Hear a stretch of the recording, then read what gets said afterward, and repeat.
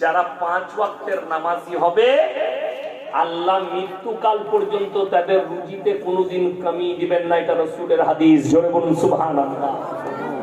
এটা সহি হাদিস। আপনি নামাজি হন, আপনার ফ্যামিলিকে নামাজ পড়তে বলুন, আপনি বরকত পাবেন।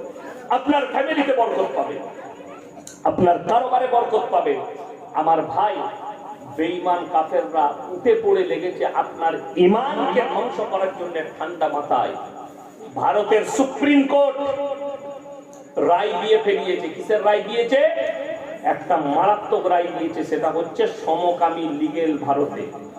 আরো একটা মারাত্মক রায় দিয়েছে সুপ্রিম কোর্ট, ভারতের মধ্যে পরকীয়া লিগে, যে দুটোই ইসলামে একদম হারাম, সম্পূর্ণ বৈধ নয়, অবৈধ।